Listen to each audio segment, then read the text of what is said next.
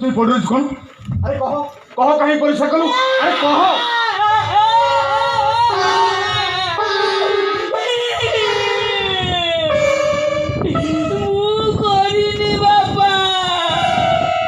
স্বপ্ন ଦେଖିକି ମୋର ବାହାରିଗଲା।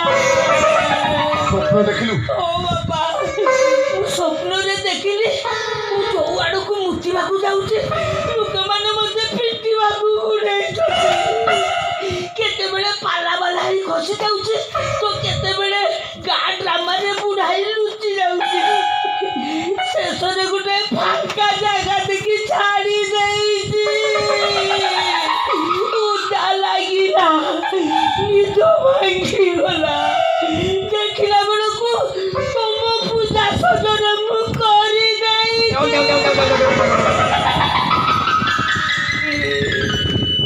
अरे हे तू कौन कोट भी दिसो? ଖାଲି କଣ ତମ କୋଟ? ये भाउଜ କରିବି ଭିଜି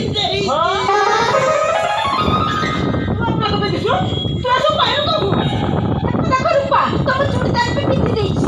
ଖାଲି ଲଣ୍ଡ୍ରି ବାଲା ଦେଖୁଛୁ ତୁମିକି ଆଣିଥିଲା ଇଏ ସବୁ ଯାକ ଭିଜି ଦେଇଛି। କିନ୍ତୁ କାହିଁକି ତୁଲା? କାହିଁକି ତୁ ସବୁ ପିନ୍ଧିଛୁ? ଆଉ ମୁଁ କୁଆଡେ ଆଣିଛେ?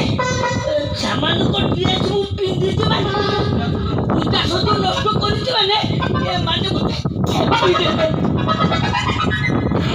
ବୋଲି ସବୁ ଯାକ ଏକାଥରେ ପିନ୍ଧି ଦେଇଛି। देखुच बाबा एटा पूरा मूर्ख आलुआ बोली कहूतिलो किंतु आ देहरे केते बुद्धि देखो। तमे ठीक कहछ भाई, ए सब जानि पारुची, सब बुझि पारुची। सब जानि सुनि से आला किछि नै, किछि नै हेले ओ कथा के विश्वास करथि। କିନ୍ତୁ ବହୁ ତାବଲ ତମେ ସମସ୍ତେ ମିଶି ତାକୁ ପିଟିବ? ହେଲେ ମଜା ଟଙ୍କା କାଟିବୁନି। ସେଇଥିପାଇଁ ବା ସମସ୍ତ ଲୋକାକୁ ପିଠା ପୁରା କାଟି ହାରି गुटा बहादुरी काम करि पकिछु तो सेति भाई मन मन भारी खुशी होउछु। हेले एबे को बापा को पूजा हबो केमिति केमिति रे? ଆମ ଘର ପାଖକୁ ବଜାର ପାଖରୁ ରଖି ଆଉ ଥର ବାପାଙ୍କ ପାଇଁ ପୂଜା ନେଇ ଆସୁନ। हां ଆମେ ଆଉ ଥରେ ବାପାଙ୍କ ପାଇଁ ପୂଜା ସଜ ନେଇ ଆସିବୁ। ହେଲେ ବାପାଙ୍କ ଡ୍ୟୁଟି କୁ ନ ଯାଇ ତ ପାଇଁ हेले बापा को तो भाई ड्यूटी को न जाई, हेले बापा को तो भाई ड्यूटी को न जाई पूजा बाबा घर रहिबे ना ऑफिस डेली रे जिबे? तू ठीक कहछ रूपा। मो चाकरी जीवन भितरे मु केबे भी डेरी रे कंपनी को जाई कि अजथरे छुट्टी नहीं घरे रहिनी। किंतु आज थारू मो कंपनी को जीबी। कंपनी को जिबे नि माने कोन कहू छै अपन? हां बहू मु चाकरी छाड़ी देइछि।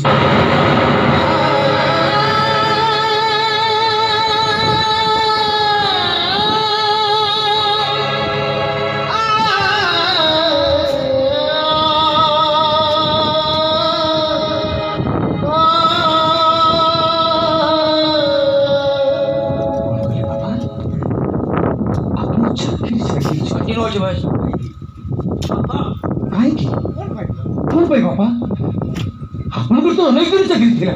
हाँ मोर आउरी अनेक दिन चाकरी थिला किंतु चाकरी छाड़वा को मो बाध्य हली कारण कंपनी रो गोटे शर्त थिला जे वॉलंटियर रिटायरमेंट नबो ताको एककालीन 15 लाख टंका मिली।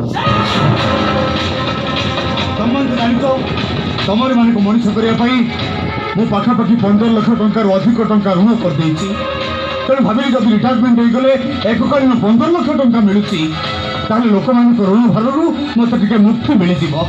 बाबा तमे ऋण सुझिया पई चाकरी छाड़ी देलो एबे कुह ए घर चलिबो केमिति?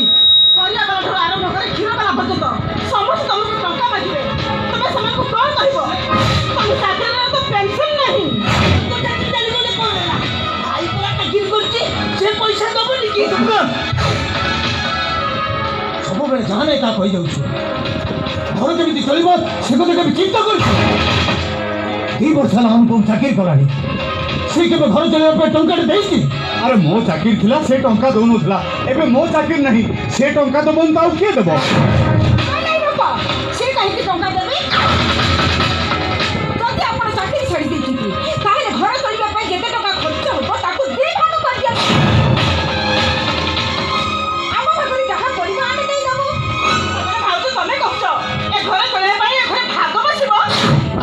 रूपा तो भाई से कथा कहू अरे नाई रूपा तो भाज से कथा कहूनी तुम्हें कथा तो बुझे कि कहि परिबनी कुह काई कि कहलो नाई बाबा कथा कोनी कि हम हॉस्पिटल पाखे मुझे फ्लैट किनी मासु मासु दरमा टका से किस्ती बाबद कटि जाऊ एकुटिया घर चलवा मो पाई टिके कष्ट हे पड़िबो ଯଦି ତୁ ଫ୍ଲାଟ୍ କିଣିଲୁ ତାହେଲେ ମୋ ସହିତ ପରାମର୍ଶ କରି କିଣିଥାନ୍ତୁ। ସେ କାହିଁକି ଆପଣଙ୍କ ସହ ପରାମର୍ଶ କରିବେ? ସେ ତ ତାଙ୍କ ଚାକିରି ଟଙ୍କାରେ ଫ୍ଲାଟ୍ କିଣିଛନ୍ତି। ଆପଣଙ୍କ ଠାରୁ ତ ଟଙ୍କାଟି ନେଇନାହାନ୍ତି। ତାକୁ ପଢ଼େଇ ମଣିଷ କରିଛି କି ବାପା ଯଦି ତାକୁ ପାଠ ପଢ଼େଇ ନଥାନ୍ତା ସେ ଚାକିରି କରିଥାନ୍ତା କେମିତି ତାମାନେ ବାପା ପାଠ ପଢ଼ି ମଣିଷ କରୁଛନ୍ତି ବୋଲି ମୁଁ ଗଲେ ଘର ଗୋଟେ ଶ୍ରମିକ ମାସ ମାସ ଦରମା ଟଙ୍କା ଘରେ ଦେବି ତମମାନେ ବସି ଆରାମରେ ଖାଇବ ଅନୁପମ ସେ ତ କିଛି ଭୁଲ କହୁନାହାନ୍ତି। ଯୁଗ ଯାହା ହେଲାଣି ଆଜିଠାରୁ ଯଦି ଆମେ ସେଭିଂ ନ କରିବା ତାହେଲେ ଆମେ ଭବିଷ୍ୟତ କ'ଣ ହବ? ଭବିଷ୍ୟତରେ ଆମେ ପୁଅ କି ଝିଅଟି ହବ ସେମାନଙ୍କ ପାଇଁ ଏବେଠାରୁ ତ କିଛି ରଖିବା। ଓହୋ ଦୀପିକା ସେସବୁ କଥା ବାପା କାଇଁ ବୁଝଉଛ କହିଲ ସେ ଏସବୁ କଥା ବୁଝିଥାନ୍ତେ ତାହେଲେ ଆଜି ପୁଣି ଘରେ ଖଣ୍ଡେ ନ କରି ଏମିତି କ'ଣ ଭଡ଼ା ଘର ରହିଥାନ୍ତେ ଚାଲ ଚାଲ ମୋର ହସ୍ପିଟାଲ ଯାଇ ଟାଇମ୍ ହେଲାଣି ଚାଲ ହଁ ଚାଲ ସିଏ ତ ଚାକିରି ଛାଡ଼ି ଦେଇ ଘରେ ବସିଲେଣି ତାଙ୍କ ପାଇଁ ସମସ୍ତେ ବସିବେ ନା କ'ଣ?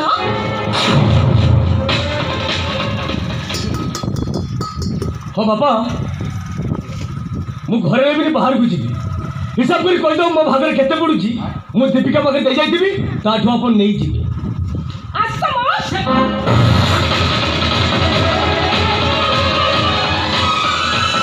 ଶୁଣିଲ ତ ତମ ଡାକ୍ତରୀ ପୁଅ କ'ଣ କହିଗଲେ? ସେତେବେଳେ ତ ରାମଚନ୍ଦ୍ର ସାଜି ବାପାକୁ ପରାମର୍ଶ ଦଉଥିଲି ବାପା ମୋ ପାଠ ପଢ଼ା ପଛେ ବନ୍ଦ କରିଦିଅ ହେଲେ ମୋ ସାନ ଭାଇର ଡାକ୍ତରୀ ପଢ଼ା ବନ୍ଦ କରନି। ଅନୁଭବ ଡାକ୍ତର ହେଇ ସହରରେ କୋଠା କିଣିଲାନି ତୁ ଏବେ କ'ଣ କରିବୁ? କ'ଣ କଳ୍ପନା ମୁଁ ତାକୁ ସାବତ ପୁଅ କହେ ବୋଲି ତମେ ମୋତେ ସାବତ ମା ବୋଲି କୁହ। ଏବେ ତମେ କୁହ ସେ ଯଦି ଅନୁରାଗର ଭାଇ ହେଇଥାନ୍ତା ତାହେଲେ ଘର ଚଳେଇବା କଥା ଶୁଣି ୟାଙ୍କ ସହିତ ଭାଗ ଘଷି ନଥାନ୍ତା। ଅନୁପମ ଭାଇ ଯଦି ସେ ଆମ ନିଜ ଭାଇ ହେଇଥାନ୍ତା ତାହେଲେ ସେ ଆମକୁ ଏମିତି କଥା କେବେ କହିନଥାନ୍ତା। ସବୁ ପରେ ବାପା ସାନ ଭାଇ ପାଇଁ ବଡ଼ ଭାଇର ପାଠ ପଢ଼ା ବନ୍ଦ କରି ତମେ ମସ୍ତ ବଡ଼ ଭୁଲ କରିଛ।